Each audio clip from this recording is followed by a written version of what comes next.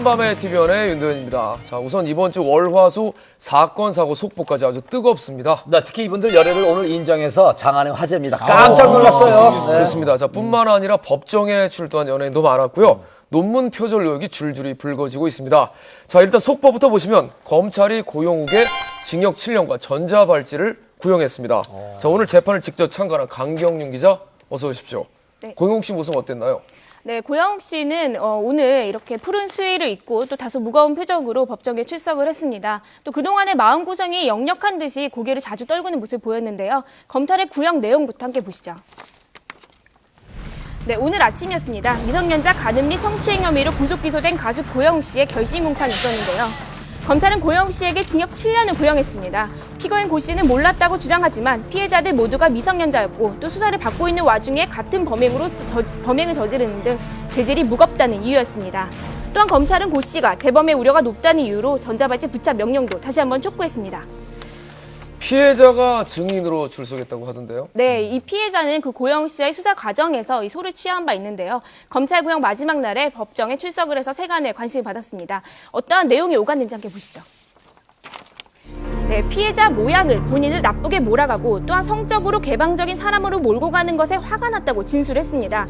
하지만 피고인의 처벌보다는 잘못을 인정하고 또 진정한 사과를 하기를 바란다고 말했는데요. 반면 고영욱 측은 범죄 사실 증명이 충분히 이뤄지지 않았고 또한 강제성이 없었던 관계였기 때문에 무죄를 선고해달라고 호소했습니다. 재판을 마치고 나오는 변호사를 통해 고영욱 씨의 심경을 들어봤습니다. 고영욱 씨는 좀 심경이 신중하지 못한 행동에 대해서는 충분히 후회를 하고 계시고 반성하고 계시지만 사실이 아닌 부분, 특히 강제성이 있었느냐 없었느냐 그 부분에 대해서는 진실이 밝혀지기를 바라고 계시는 겁니다. 감사합니다.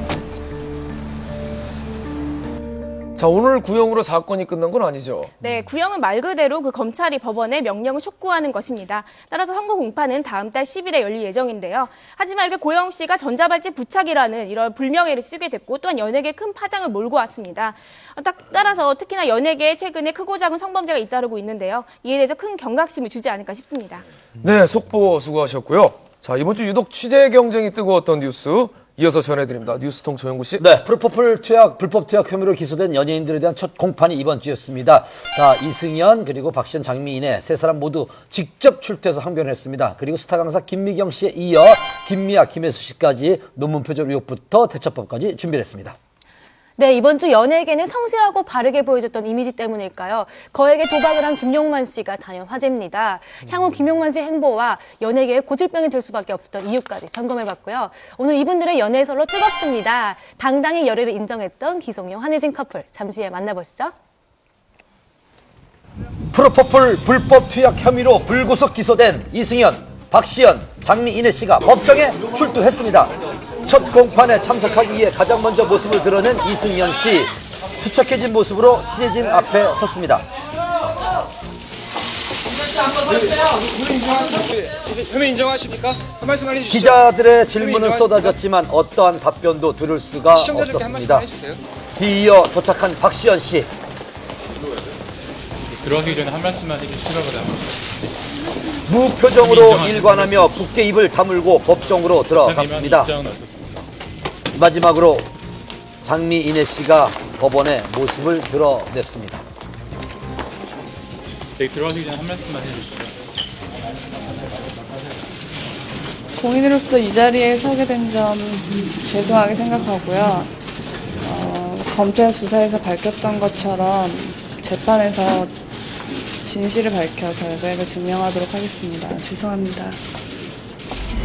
이승연, 장미인혜 씨가 검찰 조사를 받았다고 알려진 건 지난 1월. 이어 2월엔 현영, 박시연 씨도 프로포폴 불법 투약 혐의로 검찰에 소환돼 충격을 더했습니다. 당시 이승연 씨는 척추골절 치료와 피부관리 시술 이외에 불법 투약은 없었다고 주장.